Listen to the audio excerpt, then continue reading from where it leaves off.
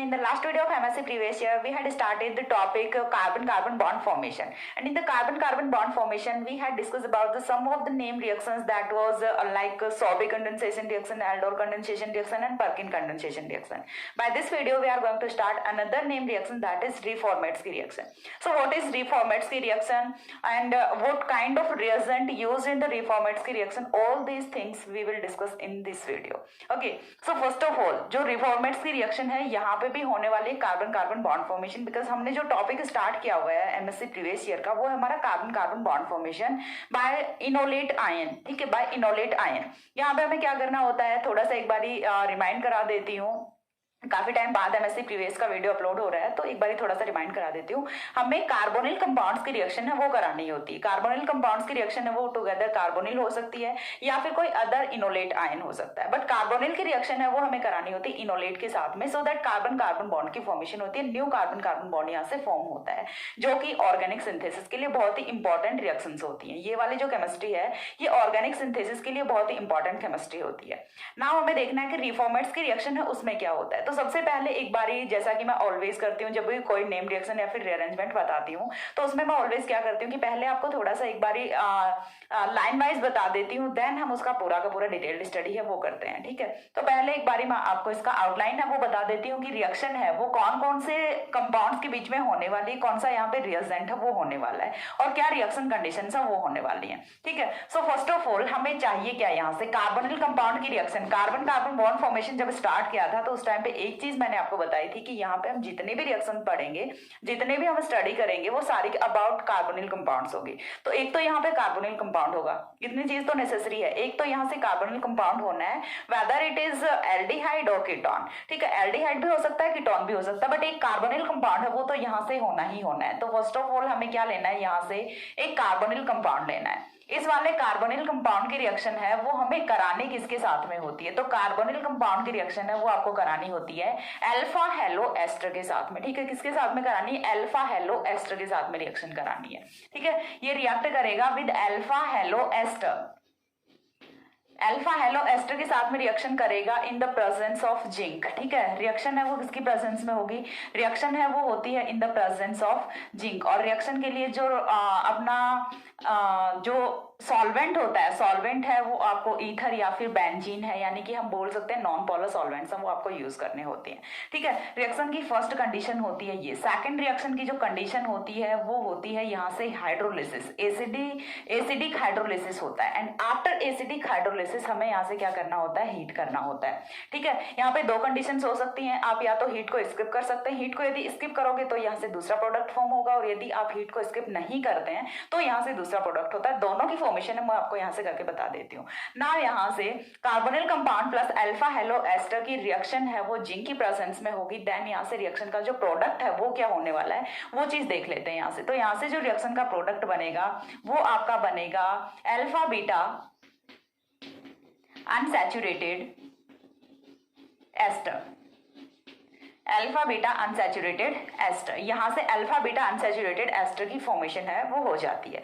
Now हमें ये चीज देखनी है कि अल्फा बीटा अनसैचुरेटेड एस्टर की फॉर्मेशन हो गई, ये रिएक्शन का हो गया आउटलाइन. अब हमें देखना है कि कैसे हमें कार्बोनिल कंपाउंड यूज करना है, कैसे यहाँ पे अल्फा हेलो एस्टर की रिएक्शन होनी, सारी की सारी चीजें देखनी है. तो फर्स्ट ऑफ ऑल मैं आपको स्टेप वाइज रिएक्शन बताती हूँ. पहले हम रिएक्शन का स्टेटमेंट देखते हैं, देन मैं आपको स्टेप वाइज करके बताती हूँ. तो फर्स्ट ऑफ ऑल रिफॉर्मेट्स की रिएक्शन है ये होती क्या है, तो यहाँ पे देखिए when carbonyl compound reacts with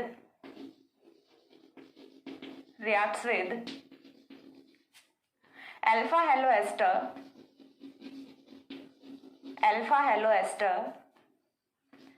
in the presence of zinc metal, then it gives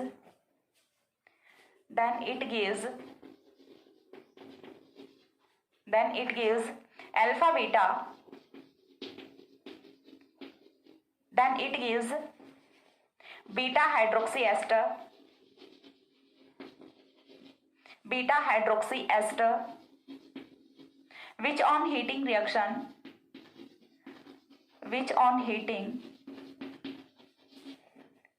by the elimination of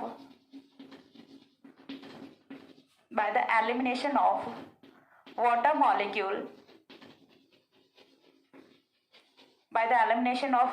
molecule gives alpha beta unsaturated ester and this reaction is said to be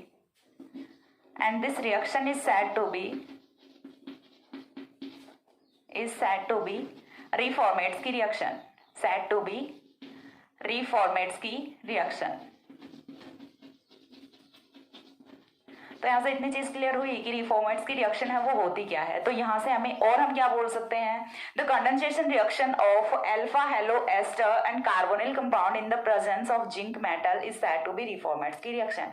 दूसरी जो definition है वो भी मैं यहाँ पे आपको बोल के बता रही हूँ, आप राइट डाउन कर लेना है आपको। The condensation reaction of carbonyl compound and alpha halo ester in the presence of zinc metal is said to be Reformatsky reaction. ठीक है, यही होता है रिफॉर्मेट्स की रिएक्शन का स्टेटमेंट। नाउ यहाँ से हमें रिएक्शन देखनी है कि रिएक्शन कैसे होती है, देन हम मैकेनिज्म पे मूव करेंगे और फिर हम एग्जांपल्स देखेंगे। ठीक है, छोटा सा वीडियो होने वाला है, अच्छे से देखना है। रिफॉर्मेट्स की रिएक्शन है, काफी इंपॉर्टेंट रिएक्शन है। देखिए रिएक्शन वो डायरेक्टली पूछी जाए ना पूछी जाए, बट जैसे यदि आप पढ़ रहे हो in the final year, MSc final year में आपका पेपर चलने वाला है ऑर्गेनिक सिंथेसिस, फर्स्ट का organic synthesis, second natural product, heterocyclic chemistry. तो हेटेरोसाइक्लिक केमिस्ट्री में तो चलो ये वाली रिएक्शन से इनका इतना यूज नहीं होता, बट जो आपका नेचुरल प्रोडक्ट होता है या फिर आपका ऑर्गेनिक सिंथेसिस सेकंड होता है, ठीक है, जो डिस्कनेक्शन वाला पेपर होता है, उनमें ये वाली सारी की सारी रिएक्शन है इनका बहुत ज्यादा यूज होता है। ठीक है, ये वाली रिएक्शन से इनका बहुत ज्यादा यूज होता है। आपको बार बार एरो पे कहीं ना कहीं कुछ ना कुछ रिएक्शन कंडीशन मिलेंगी, तो आपको फाइंड आउट करना होगा। आपको रिएक्शन कंडीशन को देख के और जो आपका रिएक्टेंट है, प्रोडक्ट है, उसे देख के आपको यहाँ से आइडिया लगाना होगा कि यहाँ पे कौन सी रिएक्शन हो रही है। अदरवाइज आपको कुछ नहीं समझ आएगा। नेचुरल प्रोडक्ट में इतने बड़े बड़े सिंथेसिस होते हैं और वहां पे पता नहीं कितनी सारी ऑर्गेनिक रिएक्शंस लग रही होती हैं। तो यदि आपके पहले के बेसिक कॉन्सेप्ट्स है वो क्लियर होते हैं, देन आप वो वाली मैकेनिज्म है उन्हें इजी से समझ पाते हैं। वो वाले जो बड़े बड़े सिंथेसिस है वो आपके लिए इजी होते हैं, अदरवाइज रटते रह जाना, कुछ नहीं याद होना। ठीक है, तो ये वाली रिएक्शन है काफी इंपॉर्टेंट है, अभी के लिए नहीं ना तो भी एमएससी फाइनल के लिए आपके जो बेसिक कॉन्सेप्ट्स है उनके लिए ये वाली रिएक्शन है ये बहुत इंपॉर्टेंट है। एंड ये चीज मैंने पहले भी बोली है कि ये वाली वीडियोस हैं ये बीएससी सेकंड ईयर वालों के लिए भी हैं। ठीक है, अब पता नहीं बीएससी सेकंड ईयर वाले इस वीडियो को देख रहे हैं नहीं देख रहे, या तो मेरे को कोई पर्टिकुलर वीडियो बनाना पड़ेगा, बिकॉज सेम जो रिएक्शंस हैं एल्डिहाइड एंड कीटोन में बार बार डिमांड कर रहे हैं स्टूडेंट्स कि मैम एल्डिहाइड एंड कीटोन करा दो, एल्डिहाइड एंड कीटोन करा दो, बट सेम जो रिएक्शंस है वो एल्डिहाइड एंड कीटोन में भी हैं। क्योंकि यहाँ पे भी हम क्या पढ़ रहे हैं, एल्डिहाइड एंड कीटोन ही तो पढ़ रहे हैं। तो सारी की सारी जो नेम रिएक्शन यहाँ पे मैं डिस्कस कर रही हूँ, सारी की सारी as it is ditto reactions हैं, वो बीएससी सेकंड ईयर में भी होती हैं। ठीक है, तो बीएससी सेकंड ईयर वालों के लिए भी ये जो वीडियो है ये इक्वली इंपॉर्टेंट है। सो देखिए डिस्कस करते हैं। यहाँ से हमें मूव करना है नाउ रिएक्शन पे। हमने रिएक्शन का आउटलाइन देख लिया, स्टेटमेंट देख लिया। इस वाले आउटलाइन को देख के आप स्टेटमेंट है वो लिख सकते हैं। हमने क्या लिखा है, जब कार्बोनिल कंपाउंड है वो अल्फा हेलो एस्टर के साथ में जिंक मेटल की प्रेजेंस में रिएक्शन करता है तो यहाँ से बीटा हाइड्रोक्सी एस्टर की फॉर्मेशन होती है। ये मैं आपको करके बताती हूँ कि किस टाइप से बीटा हाइड्रोक्सी एस्टर बनेगा। देन जब हम इस बीटा हाइड्रोक्सी एस्टर को गर्म करते हैं, हीट करते हैं, तो यहाँ से H2O का मॉलिक्यूल एलिमिनेट होता है by the elimination reaction and यहाँ से अल्फा बीटा अनसैचुरेटेड एस्टर की फॉर्मेशन हो जाती है and this reaction is said to be Reformatsky reaction. Now देखिए यहाँ से नेक्स्ट पॉइंट है वो हमें देखना है। फर्स्ट ऑफ ऑल हमें कोई भी कार्बोनिल कंपाउंड रख लेना है। कार्बोनिल कंपाउंड यहाँ से इधर एल्डिहाइड और कीटोन कुछ भी हम यहाँ से ले सकते हैं। ठीक है, तो चलिए मैं यहाँ से कोई भी कीटोन है वो रख लेती हूँ। चलो एल्डिहाइड रख देती हूँ, मैंने यहाँ पे रखा C6H5CHO। इसी की हम आगे रिएक्शन है वो भी प्रोसीड करा लेंगे। हमने यहाँ पे रखा C6H5CHO, इसकी रिएक्शन है वो हमें करानी है विद अल्फा हेलो एस्टर। ठीक है, विद अल्फा हेलो एस्टर। ये हमने ले लिया यहाँ से अल्फा हेलो एस्टर। चलो देख लेना यहाँ से अल्फा हेलो ही है क्या, C+O-OET। ये वाला कार्बन, कार्बोनिल का कार्बन, कार्बोनिल से नेक्स्ट अल्फा कार्बन, अल्फा पे कौन है, ब्रोमीन है, तो ये कौन सा हुआ, अल्फा ब्रोमो एस्टर हुआ, अल्फा ब्रोमो एस्टर हो गया। ये वाला कौन सा आपका बेंजल्डिहाइड है, benzaldehyde is in carbonyl compound. तो benzaldehyde and alpha bromo ester की रिएक्शन है वो हमें करानी है in the presence of zinc, in the presence of zinc और बेंजीन है वो यहाँ पे सॉल्वेंट होता है। सेकंड कंडीशन है वो हमें लगानी है HOH, ठीक है, HOH H पॉजिटिव। ना यहाँ से जो कंपाउंड फॉर्म होगा वो क्या होना है, तो सबसे पहले तो वो देख लो, C6H5 CHOH CS2 COOET, ठीक है। यहाँ से ये वाला जो कंपाउंड फॉर्म होता है ये आपका क्या होता है, बीटा हाइड्रोक्सी एस्टर होता है। This is beta hydroxy ester. कैसे होता है वो भी बताती हूँ, बिल्कुल बेसिक से चलते हैं। देखो यहाँ से क्या है, C double bond O OET है, ठीक है, C double bond O OET है। कार्बोनिल से नेक्स्ट अल्फा कार्बन, उससे next beta carbon. Beta carbon पे कौन है, हाइड्रोक्सिल है, तो ये क्या हुआ, बीटा हाइड्रोक्सी एस्टर हुआ। अभी आपको रिएक्शन में कुछ समझ नहीं आएगा, एक बार के लिए मैकेनिज्म बताती हूँ, देन आपको समझ आएगा कि यहाँ से बीटा हाइड्रोक्सी एस्टर की फॉर्मेशन कैसे हुई, ठीक है। अभी मुझे समझ आता है क्योंकि मुझे मैकेनिज्म आ रही है। यदि आपको भी मैकेनिज्म आ रही है देन आपको समझ आ गया, ठीक है। बट आपको मैकेनिज्म नहीं आती अभी के लिए, यदि आपने नहीं पढ़ी है, BSc सेकंड ईयर में आपने बहुत अच्छे से पढ़ा तब आपको आ रही होगी। लेकिन यदि आपने चलो नहीं भी पढ़ी है तो कोई नहीं, यहाँ पे सीख लो, सिखाने के लिए वीडियोस बना रही हूँ। अब आपको क्या करना है, इस बीटा हाइड्रोक्सी एस्टर को हीट करना है, ठीक है। हमने रिएक्शन कंडीशन सब वो अलग अलग कर दी। हमने क्या किया, बीटा हाइड्रोक्सी एस्टर को हीट करना है। जब हीट करेंगे तो एल्डोल कंडेंसेशन आपने देखा है, पर्किन कंडेंसेशन आपने देखा है। हर एक रिएक्शन में हम लास्ट में क्या करते हैं, हीटिंग रिएक्शन कराते हैं। तो यहाँ से एलिमिनेशन रिएक्शन होती है, और एलिमिनेशन रिएक्शन है वो आपकी कुछ इस टाइप से होती है। यहाँ से कौन जाएगा, H2O का मॉलिक्यूल जाएगा, और H2O का मॉलिक्यूल जाने के बाद यहाँ पे कौन सा कंपाउंड बचेगा, देखो यहाँ से जाएगा OH नेगेटिव, यहाँ से जाएगा H पॉजिटिव, तो यहाँ पे क्या आएगा, डबल बॉन्ड आएगा ना। यहां से क्या बचा, देखो C6H5 CH double bond CH COOET, ठीक है, COOET। This is alpha beta unsaturated ester. ये यहां से रिएक्शन का होता है final product of free formats की रिएक्शन, यही होता है, इससे अलग कुछ भी नहीं होता, ठीक है। इतनी चीज क्लियर है, रिएक्शन आपको यहाँ से इतनी समझ आनी चाहिए। इसके बाद हम मूव करते हैं रिएक्शन की मैकेनिज्म पे। रिएक्शन की मैकेनिज्म पे हमें मूव करना है। तो सबसे पहले जितने भी हम कंडेंसेशन रिएक्शन कर रहे हैं, आई होप आप पहले एल्डोल एंड पर्किन सॉबे कंडेंसेशन है वो पढ़ के आए होंगे, जो कि ऑलरेडी अपलोडेड हैं वीडियोस, ठीक है। तो जब भी हम कोई कंडेंसेशन रिएक्शन पढ़ रहे हैं तो इतनी चीज आपको क्लियर होनी चाहिए कि कार्बोनिल कंपाउंड है वो डायरेक्टली रिएक्ट नहीं करता। वो रिएक्ट किसके साथ में करता है, वो रिएक्ट करता है विद इनोलेट आयन। तो यहाँ से पहले हमें इनोलेट आयन चाहिए।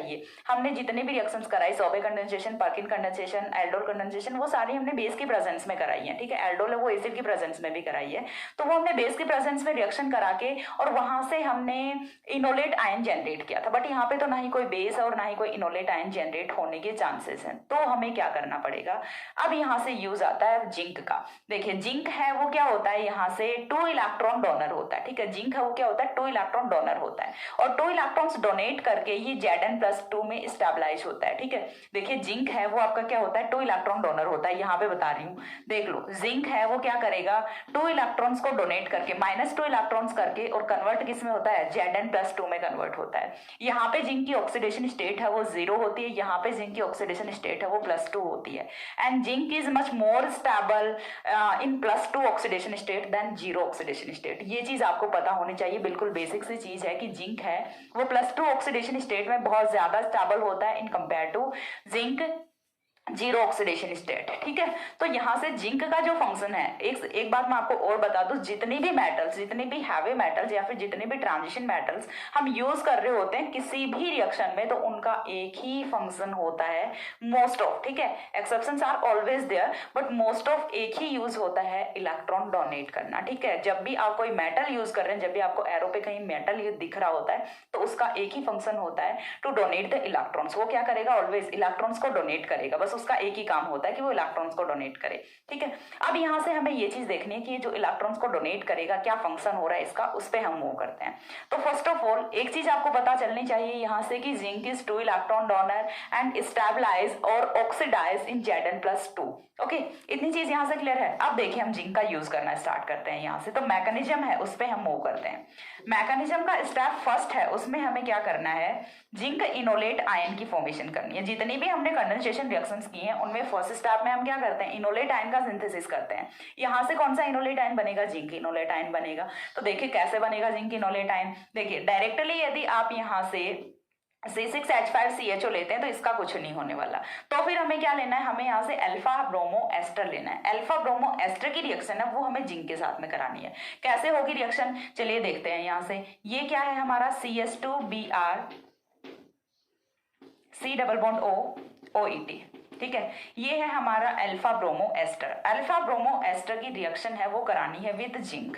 जिंक है वो क्या करेगा, यहाँ से 2 इलेक्ट्रॉन्स को डोनेट करेगा। 2 इलेक्ट्रॉन्स को डोनेट करेगा, देन ये जाएगा कहाँ पे, देखो जैसे ये यहाँ से 2 इलेक्ट्रॉन्स देगा तो देगा कहाँ पे, यहाँ पे देगा, बिकॉज यहीं पे तो आने हैं। यहाँ से ये वाला जो कार्बन और ब्रोमीन का बॉन्ड है, ठीक है, कार्बन और ब्रोमीन का बॉन्ड है, ये वीक बॉन्ड होगा बिकॉज ऑफ साइज डिफरेंस, ठीक है। यहाँ पे 2p है, यहाँ पे 4p है, तो 2p और 4p में डिफरेंस तो है नहीं, सॉरी 2p 3p, 1 सेकेंड,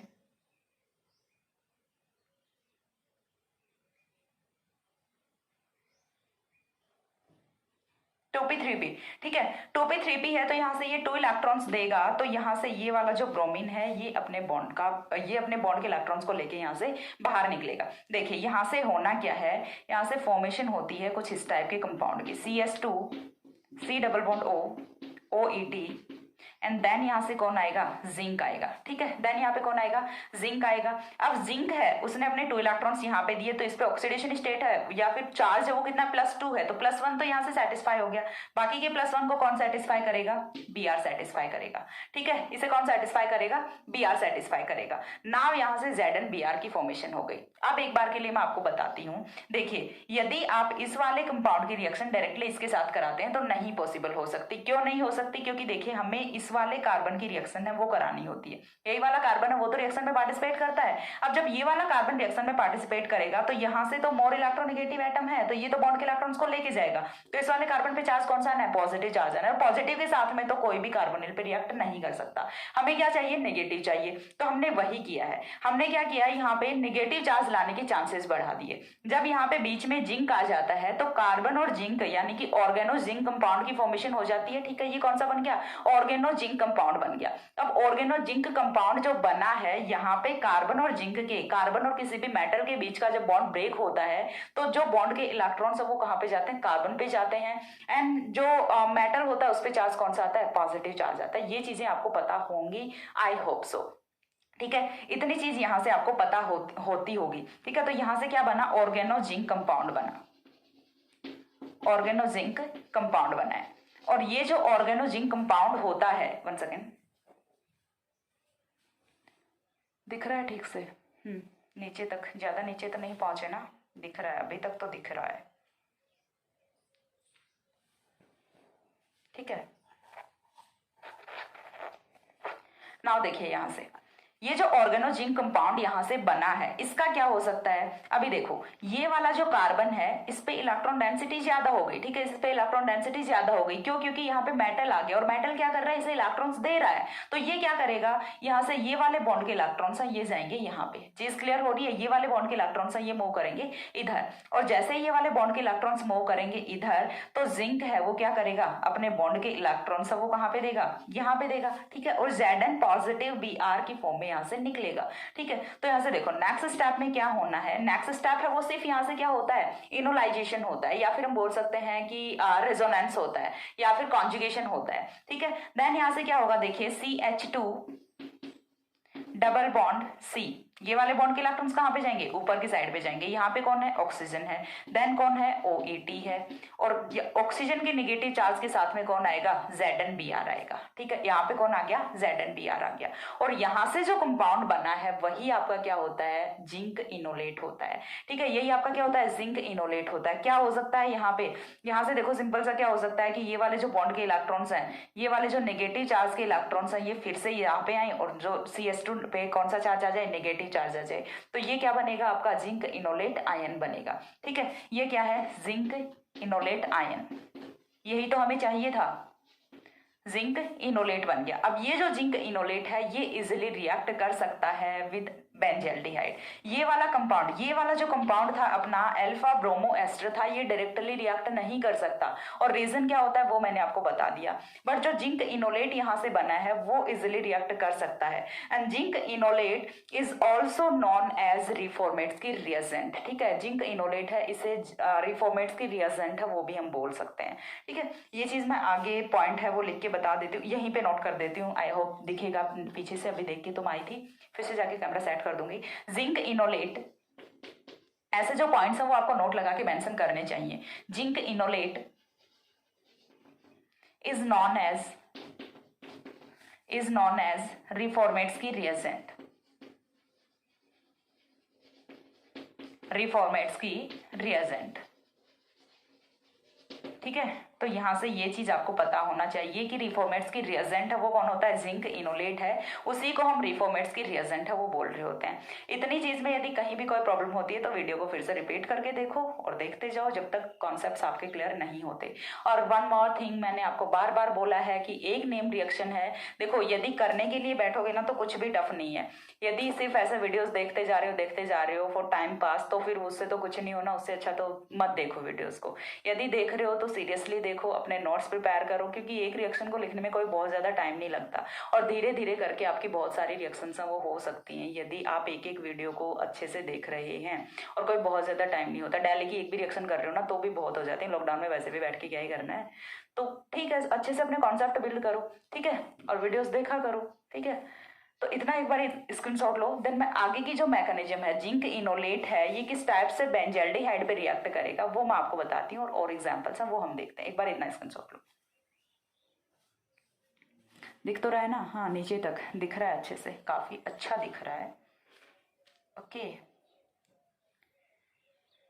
ना यहां से चलो हो गया। इसके बाद देखिए नेक्स्ट है वो हम मूव करते हैं दूसरे चौक के साथ। नीचे वाले जो मैकेनिज्म है इसे मैं एक बार के लिए नहीं रब कर रही हूं,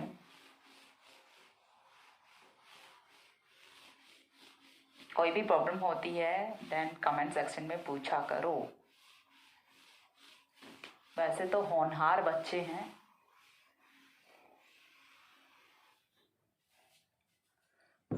ठीक है। एक तो मेरा बोर्ड इतना गंदा हो जाता है।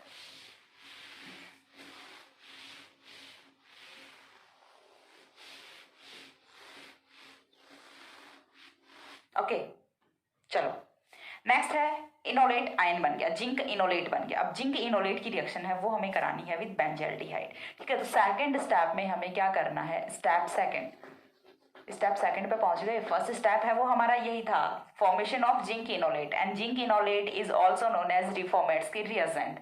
नाउ हमें यहाँ से क्या करना है, जिंक इनोलेट जो बना है उसकी रिएक्शन है वो करानी है विद बेंजल्डिहाइड, C6H5CHO। बेंजल्डिहाइड यही होता है क्या, चेक कर लेना। ठीक है, जिंक इनोलेट के साथ में रिएक्शन करानी है। जिंक इनोलेट हमारे पास में यहाँ पे लिखा पड़ा है, तो ये क्या होगा, CS2 double bond COET,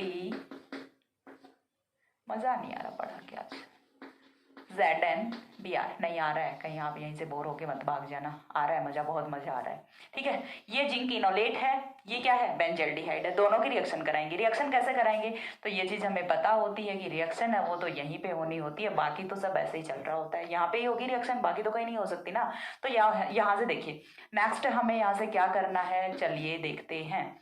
next यहाँ से जो कंपाउंड फॉर्म होगा वो क्या होगा, C6H5। मैं आपको बताती हूँ, एक एक चीज बताती हूँ कि कहाँ से कौन सा बॉन्ड कैसे फॉर्म हुआ है। ये वाले बॉन्ड के इलेक्ट्रॉन्स कहाँ पे जाएंगे, नीचे की तरफ आएंगे। यहाँ पे कौन सा चार्ज है, नेगेटिव चार्ज है ना। यहाँ से देखिए हमने क्या बोला कि कार्बन कार्बन बॉन्ड फॉर्मेशन होनी होती है, और वही हो रहा है। ये हो गया CH हो गया, इसके बाद ये वाला कार्बन और ये वाला कार्बन, इसके बीच में बॉन्ड की फॉर्मेशन होगी। देन यहाँ पे कौन आएगा, CH2 आएगा। ठीक है, ये CH2 आ गया। CH2 के बाद में कौन है, डबल बॉन्ड था वो तो हमने यहाँ पे शिफ्ट कर दिया ना। उसके बाद में कौन है, C है, C के साथ में कौन है, OET है, एंड ऊपर कौन है, OZnBr है। इतनी चीज क्लियर हो गई। इसके बाद हमें क्या करना है, इसका हाइड्रोलिसिस कराना है। ठीक है, इसके बाद हम क्या करेंगे, इसका एसिडिक हाइड्रोलिसिस कराएंगे। एसिडिक हाइड्रोलिसिस कराएंगे तो यहाँ से देखिए H2O H positive. Acidic hydrolysis कराएंगे तो एक H पॉजिटिव वो तो कहाँ पे आ जाएगा, यहाँ पे आ जाएगा, OH की फॉर्मेशन हो जाएगी। एंड यहाँ से क्या होगा, ये वाला जो ZnBr है ये निकल जाएगा। ठीक है, ZnBr है वो यहाँ से निकल जाएगा। तो बेसिकली यहाँ पे यूज कितना होना है, सिर्फ H2O ही यूज होना है। H पॉजिटिव यहाँ पे यूज होगा और ZnBrOH है वो यहाँ से माइनस होगा। माइनस क्या होना है, ZnBrOH, ये तो माइनस होना है। ये वाले बॉन्ड के इलेक्ट्रॉन्स वापस से यहाँ पे शिफ्ट करेंगे और यहाँ पे कौन आएगा, H पॉजिटिव आएगा। सो फाइनली यहाँ से जो कंपाउंड बनता है वो बनेगा कुछ इस टाइप से, C6H5OH एंड देन कौन आएगा, CH2 आएगा and then C double bond O OAT आएगा। और ये जो कंपाउंड यहाँ से बना है ये होता है आपका beta hydroxy ester. It is beta hydroxy ester. यदि आपको हीटिंग कंडीशन है वो नहीं दी हुई है रिएक्शन में तो आप रिएक्शन का प्रोडक्ट है फाइनल वो यही बनाओगे।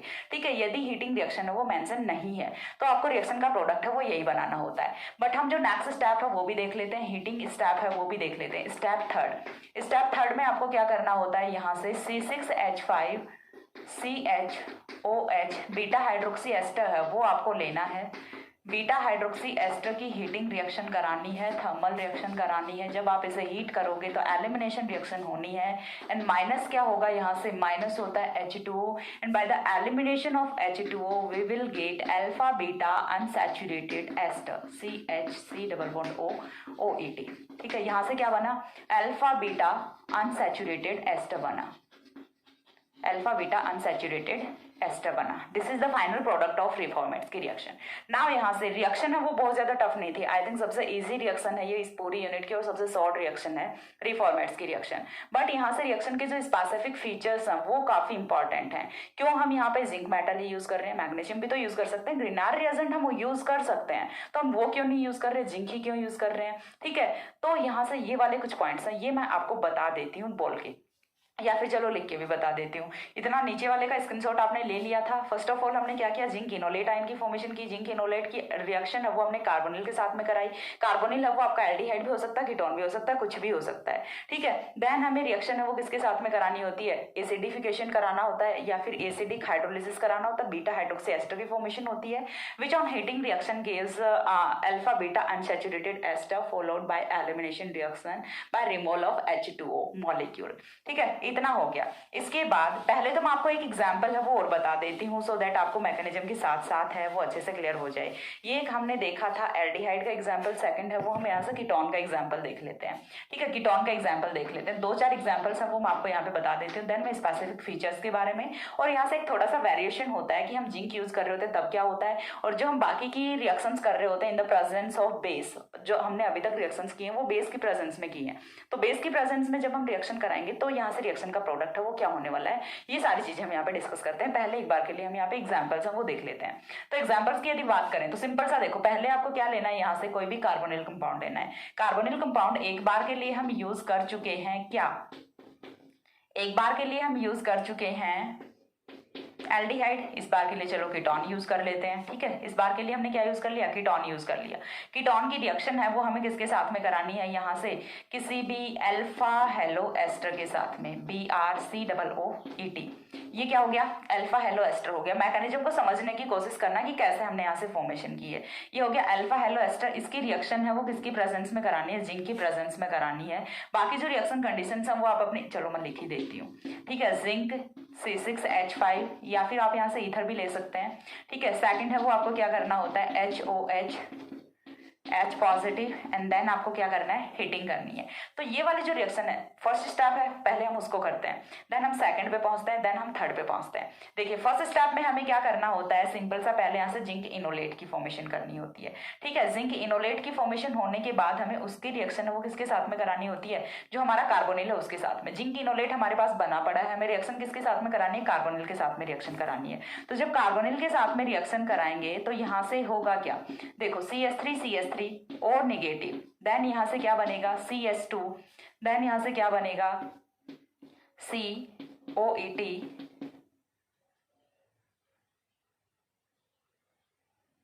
अरे इस वाले कार्बन की वैलेंसीज कम कैसे हो गई, हाँ सॉरी ये ZnBr है, ये पहले ही चला जाएगा, ये चला जाएगा। ये ZnBr चला, वन सेकेंड थोड़ी सी मिस्टेक हो गई है। ये ZnBr यहाँ पे आएगा, ठीक है, ये ZnBr यहाँ पे आएगा, ना कि ऊपर वाले पे ना। देखिए यहाँ पे भी क्या आएगा, ZnBr आएगा, और इस वाले कार्बन पे कौन है, C डबल बॉन्ड O है, ठीक है, C डबल बॉन्ड O है। अब इसके बाद क्या करना है, हाइड्रोलिसिस कराना है। तो हाइड्रोलिसिस मैं आपको यहीं पे बताऊंगी, मैं सारे स्टेप्स यहीं पे बताऊंगी क्योंकि पहले तो सारी लिखी हुई है। हाइड्रोलिसिस कराएंगे तो यहाँ पे क्या बनेगा, OH बनेगा, ठीक है। हाइड्रोलिसिस कराएंगे तो ये कन्वर्ट किस में होना है, OH में कन्वर्ट होना है। यानी कि अब ये यहाँ से क्या बना, बीटा हाइड्रोक्सी एस्टर बन गया, alpha beta, beta hydroxy ester बन गया। बीटा हाइड्रोक्सी एस्टर का आपको क्या करना है, हीटिंग रिएक्शन करानी है। हीटिंग रिएक्शन कराओगे तो यहाँ से क्या निकलेगा, H2O निकलेगा, और अब ये क्या बन गया, अल्फा बीटा अनसैचुरेटेड एस्टर बन गया। चीज समझ आ गई। एक और रिएक्शन देखते हैं यहाँ से, देखिए एक और एल्डिहाइड ले लेते हैं हम यहाँ से, कोई अनदर एल्डिहाइड लाइक दैट। हमने ये वाला कंपाउंड ले लिया CH3CHO, ठीक है, CH3CHO ले लिया। देखिए आपको सिर्फ इतनी सी चीज चेंज करनी है कि ये वाला जो कार्बन है ना, इस पे सब्स्टिट्यूएंट्स सब वो चेंज होंगे, एल्डिहाइड आएगा, कीटोन आएगा, तो सिर्फ ये कार्बन है ये चेंज होना है। बाकी जो आगे का है इतना जो स्केलेटन है वो तो एज इट इज ही रहना है, इसमें कोई भी चेंज नहीं आएगा। C double bond CH COOET इतना तो सेम रहना है। पीछे जो है वो आप चेंज कर दो, वो आपको चेंज किसके अकॉर्डिंग करना है, जो भी आपने कार्बोनिल है वो यूज किया है। लाइक हमने नेक्स्ट एग्जांपल है वो रखा ये। उसके बाद हमने यहाँ पे क्या लिया, अल्फा क्लोरो एस्टर ले लिया। अल्फा क्लोरो एस्टर के साथ में सेम रिएक्शन कंडीशन के साथ में जब आप रिएक्शन कराओगे तो यहाँ से जो कंपाउंड बनेगा, देखिए अगेन मैं क्या बोल रही हूँ, इतना जो स्केलेटन है वो आप चाहे रट लो या फिर कुछ भी करो, आपको रिएक्शन है वो आनी चाहिए, चाहे ट्रिक से आए चाहे मैकेनिज्म से आए, ठीक है, आपको आना चाहिए, आपका कॉन्सेप्ट है वो क्लियर होना चाहिए। इतना स्केलेटन है वो हर एक कंपाउंड में सेम रहेगा। उसके बाद ये वाला जो कार्बन है इस पे क्या क्या लगा है वो देख लो। एक तो हाइड्रोजन लगा है, चलो लगा दिया एक हाइड्रोजन से पीछे कौन लगा है, एक CH3 भी लगा है, चलो लगा दिया CH3 भी। क्या बन गया, again alpha beta unsaturated ester बन गया, ठीक है। और देख लो, चलो यहाँ से एक और एग्जांपल मैं आपको बता देती हूँ। यहाँ पे और एग्जांपल क्या लूँ, C6H5, कुछ भी रख लो, कितने भी एग्जाम्पल्स हम आप बना सकते हो। C6H5 C double bond O CH3, again हमने क्या लिया है, कीटोन लिया है, ठीक है, कीटोन लिया है, प्लस में हम क्या ले रहे हैं, अल्फा आयोडो एस्टर ले रहे हैं, ठीक है, अल्फा आयोडो एस्टर ले रहे हैं with same reaction condition. Again मैं आपको क्या बोला मैंने कि इतना जो ये वाला C डबल बॉन्ड COOET इतना जो है ये आपको एज इट इज लिख लेना है, इससे पीछे है। अब आपको देखना है कि इस वाले कार्बन पे क्या क्या लगा हो। इस वाले कार्बन पे कौन कौन है, CH3 है, C6H5 है, ऑक्सीजन है वो तो in the form of H2O यहाँ से चला गया, ठीक है, CH3 है, C6H5 है, तो चलो लिख देते हैं C6H5 CH3। अगेन यहाँ से क्या बन गया आपका, अल्फा बीटा अनसैचुरेटेड एस्टर बन गया। तो ये थी आपकी रिएक्शन। अब इसके बाद यहाँ से जो नेक्स्ट आता है वो आता है स्पेसिफिक फीचर्स ऑफ रिएक्शन की, यानी कि यहाँ पे हमने जिंक की क्यों यूज किया होता है, मैग्नीशियम क्यों नहीं यूज किया होता। तो उसके लिए देखिए रीजन होता है, जिंक है उसकी रिएक्टिविटी है वो इन कंपेरिजन ऑफ ग्रिनार रिएजेंट और in comparison of magnesium less होती है यहाँ से, ठीक है। जिंक है उसकी रिएक्टिविटी कम होती है और मैग्नीशियम वाले की रिएक्टिविटी है वो बहुत ज्यादा होती है। तो जब हम यहाँ पे मैग्नीशियम मेटल यूज करेंगे तो यहाँ पे सेल्फ कंडेंसेशन का हमें डर रहता है, बट यहाँ पे जब हम जिंक यूज कर रहे हैं तो ऐसा कोई भी यहाँ पे सेल्फ कंडेंसेशन रिएक्शन होने की कोई पॉसिबिलिटी नहीं होती। दूसरी चीज कि जिंक मेटल है, यदि हम ग्रिनार रिएजेंट यूज करेंगे, मैग्नीशियम मेटल यूज करेंगे, तो मैग्नीशियम मेटल है वो यहाँ से अल्फा हेलो एस्टर के साथ में रिएक्शन नहीं करेगा, वो पहले रिएक्शन किसके साथ में करेगा, वो पहले रिएक्शन करेगा यहाँ से हमने जो कार्बोनिल कंपाउंड लिया है उसके साथ में, ठीक है, कार्बोनिल कंपाउंड के साथ में रिएक्शन करेगा। और ये चीज आपने देखी भी है, कार्बोनिल कंपाउंड के साथ में मैग्नीशियम मेटल की रिएक्शन है वो बहुत इजीली होती है, तो इसीलिए हम यहाँ पे मैग्नीशियम मेटल है वो यूज नहीं कर रहे होते। बट जिंक है वो कार्बोनिल के साथ में रिएक्ट नहीं करता, किसके साथ में रिएक्ट करता है, अल्फा हेलो एस्टर के साथ में रिएक्ट करता है। तो यही कुछ रीजंस होते हैं, इनकी वजह से हम यहाँ पे जिंक है वो यूज कर रहे होते हैं। एक बार इतना स्क्रीनशॉट ले लो, हो गया। नेक्स्ट देखिए, नेक्स्ट है वो कुछ पॉइंट्स हैं वो मैं आपको यहाँ पे राइट डाउन करके ही बताती हूँ, वैसे नहीं समझ आएगा आपको और आ भी जाएगा तो भूल जाओगे, ठीक है। वैसे मैंने आपको बोल के बता दिया है कि क्यों हम यहाँ पे जिंक है वही यूज कर रहे होते हैं, ठीक है। तो देखिए नेक्स्ट पॉइंट वो यहाँ से क्या होगा कि हम यहाँ पे जिंक क्यों यूज कर रहे हैं, मैग्नीशियम क्यों यूज नहीं कर रहे, ठीक है। तो यहाँ से नेक्स्ट पॉइंट है वो हम राइट डाउन करते हैं। इन द रिफॉर्मेट्स की रिएक्शन, इन द रिफॉर्मेट्स की reaction zinc metal is used, zinc metal is used because whereas magnesium metal doesn't useful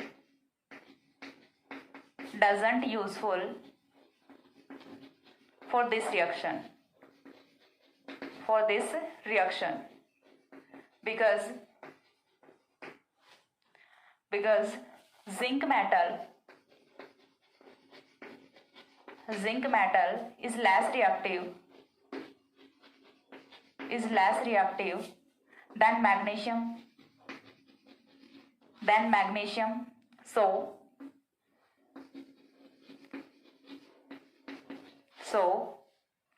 self condensation reaction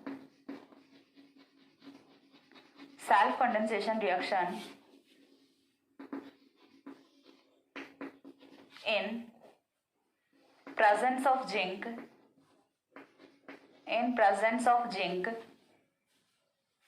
does not takes place. Zinc metal does not takes place,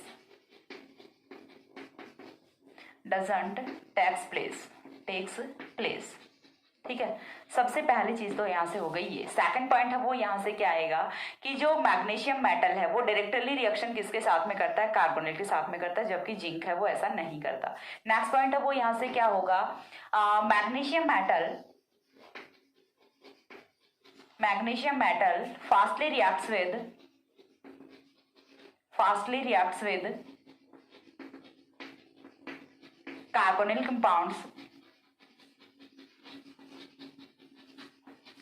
compounds, whereas zinc metal does not react with carbonyl compounds. It only reacts with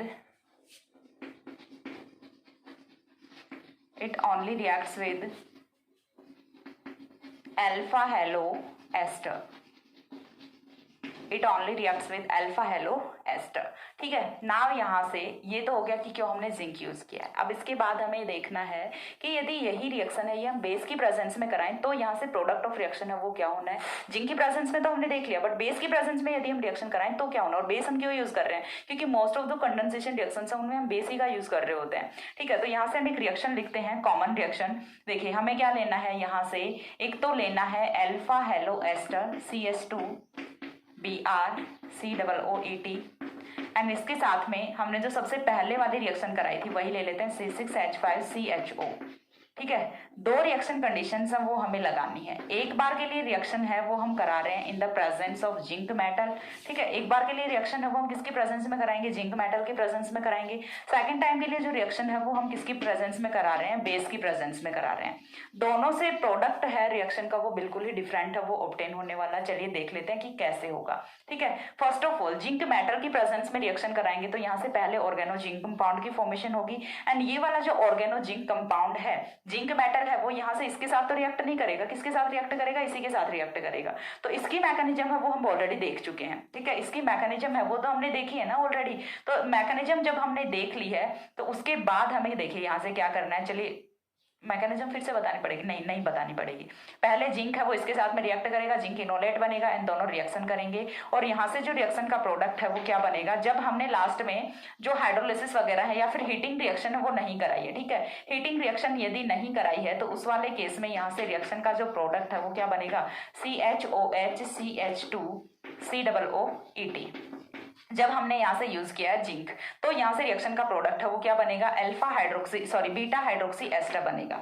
beta hydroxy ester बनेगा।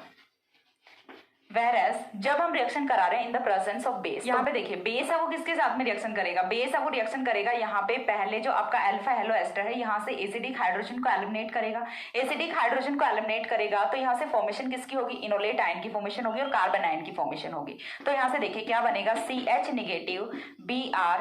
COO ठीक है, यहाँ से क्या बन गया, enolate ion बन गया। अब इसके साथ में रिएक्शन है वो किसकी करानी है, C6H5 COOH की फॉर्म, H की रिएक्शन करानी है। ये वाला जो नेगेटिव चार्ज है ये रिएक्ट करेगा यहाँ पे और ये वाले बॉन्ड के इलेक्ट्रॉन से ही मूव करेंगे टुवर्ड्स ऑक्सीजन। जैसे ही टुवर्ड्स ऑक्सीजन बॉन्ड के इलेक्ट्रॉन्स आते हैं तो यहाँ से देखो जो नेक्स्ट कंपाउंड है वो कैसे बनेगा, C6H5 CHO नेगेटिव, ठीक है, C6H5 CHO नेगेटिव। देन इधर कौन है आपका BR को मैं ऊपर की तरफ लिख दो CHBr COOET, ठीक है, ये यहाँ से कंपाउंड है, ये फॉर्म हो जाता है। अब आगे तो कोई पॉसिबिलिटी नहीं है क्योंकि हम रिएक्शन किसकी प्रेजेंस में करा रहे हैं, बेस की प्रेजेंस में करा रहे हैं। तो अब यहाँ से क्या होगा, ये वाले जो नेगेटिव चार्ज है ये जाएगा यहाँ पे और यहाँ से माइनस कौन होगा, माइनस होता है यहाँ से Br negative. And minus Br negative होने के बाद जो रिएक्शन का प्रोडक्ट यहाँ से फॉर्म होता है वो होता है कुछ इस टाइप से, C6H5 CHOOET, यानी कि रिएक्शन का प्रोडक्ट है वो टोटली डिफर कर जाता है। यहाँ से जो रिएक्शन का प्रोडक्ट फॉर्म हो रहा है वो क्या हो रहा है, इपॉक्साइड हो रहा है। और यहाँ से यदि चलो हम यहाँ से एलिमिनेशन रिएक्शन भी करा देते हैं, -H2O भी कर देते हैं, तो इस वाले रिएक्शन का प्रोडक्ट है वो क्या होगा, C6H5 CH COOET।